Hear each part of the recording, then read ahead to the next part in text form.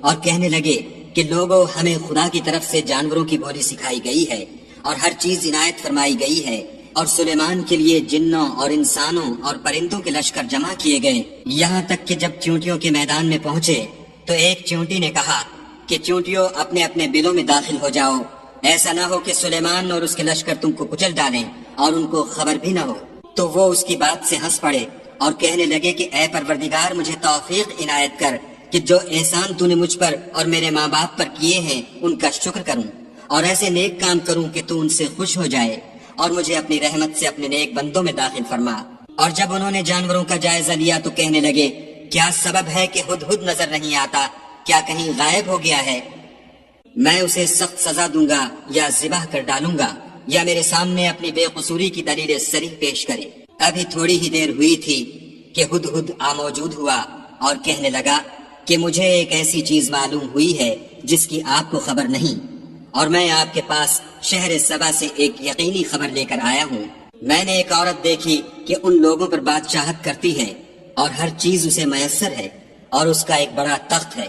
میں نے دیکھا کہ وہ اور اس کی قوم خدا کو چھوڑ کر آفتاب کو سجدہ کرتے ہیں، اور شیطان نے ان کے اعمال انہیں آراستہ کر دکھائے ہیں اور ان کو رستے سے روک رکھا ہے، پس وہ رستے پر نہیں آتے اور نہیں سمجھتے کہ خدا کو جو آسمانوں اور زمین میں چھپی چیزوں کو ظاہر کر دیتا اور تمہارے پوشیدہ اور ظاہر اعمال کو جانتا ہے، کیوں سجدہ نہ کریں؟ خدا کے سوا کوئی عبادت کے لائق نہیں، وہی عرش عظیم کا مالک ہے۔ سلیمان نے کہا، اچھا ہم دیکھیں گے تو نے سچ کہا ہے یا تو جھوٹا ہے۔ یہ میرا خط لے جا اور اسے ان کی طرف ڈال دے، پھر ان کے پاس سے پھر آ اور دیکھ کہ وہ کیا جواب دیتے ہیں۔ ملکہ نے کہا کہ دربار والوں، میری طرف ایک نامہ گرامی ڈالا گیا ہے، وہ سلیمان کی طرف سے ہے، اور مضمون یہ ہے کہ شروع خدا کا نام لے کر جو بڑا مہربان نہایت رحم والا ہے۔ بات اس کے یہ کہ مجھ سے سرکشی نہ کرو اور مطیع و منقاد ہو کر میرے پاس چلے آؤ۔ خط سنا کر کہنے لگی کہ اے اہل دربار، میرے اس معاملے میں مجھے مشورہ دو، جب تک تم حاضر نہ ہو اور صلاح نہ دو میں کسی کام کو فیصل کرنے والی نہیں۔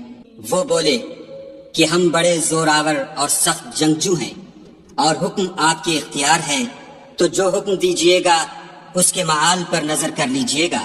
اس نے کہا کہ بادشاہ جب کسی شہر میں داخل ہوتے ہیں تو اس کو تباہ کر دیتے ہیں اور وہاں کے عزت والوں کو ذلیل کر دیا کرتے ہیں، اور اسی طرح یہ بھی کریں گے۔ اور میں ان کی طرف کچھ تحفہ بھیجتی ہوں اور دیکھتی ہوں کہ قاصد کیا جواب لاتے ہیں۔ جب قاصد سلیمان کے پاس پہنچا تو سلیمان نے کہا، کیا تم مجھے مال سے مدد دینا چاہتے ہو؟ جو کچھ خدا نے مجھے عطا فرمایا ہے وہ اس سے بہتر ہے جو تمہیں دیا ہے۔ حقیقت یہ ہے کہ اپنے تحفے سے تم ہی خوش ہوتے ہوگے۔ ان کے پاس واپس جاؤ، ہم ان پر ایسے لشکر لے کر حملہ کریں گے جن کے مقابلے کی ان میں طاقت نہ ہوگی، اور ان کو وہاں سے بے عزت کر کے نکال دیں گے اور وہ ذلیل ہوں گے۔